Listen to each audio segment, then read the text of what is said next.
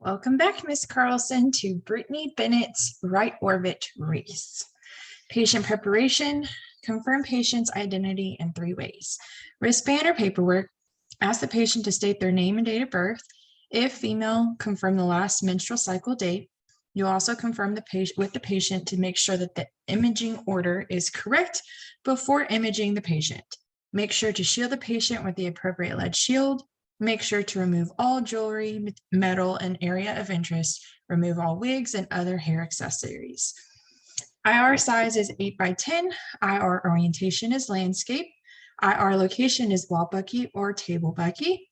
SID is 40 inches or 100 centimeters. Patient position, patient is erect or prone. Part position,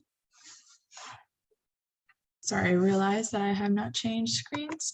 You will see a change now. Anyways, part position, MSP and AML are perpendicular to the IR.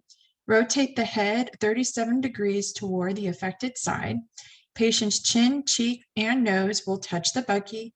MSP and plane of IR should measure to 53 degrees.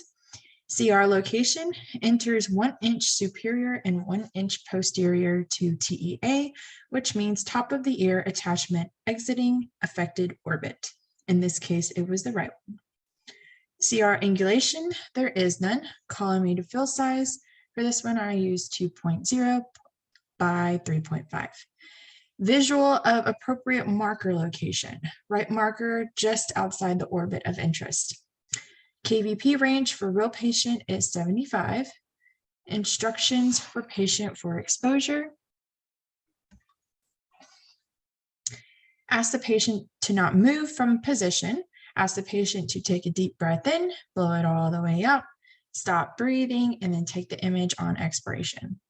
Anatomy demonstrated, optic foramen in the lower outer quadrant of the orbit and lateral orbital margins. Items in profile, not happening. Pathology best demonstrated or clinical indications. You will see abnormalities of the optic foramen, locate the lateral margins of the orbits and foreign bodies within the eye. You will also see a superior orbital margin, sphenoid strut, lateral orbital rim, optical foramen and canal, inferior orbital rim, maxillary sinus, petrous ridge, frontal sinuses, frontal bone, ethmoid sinus, lesser wing of sphenoid, and medial orbital margin. And sadly, that is the end of my wonderful presentation. I hope you give me a good grade. See you later.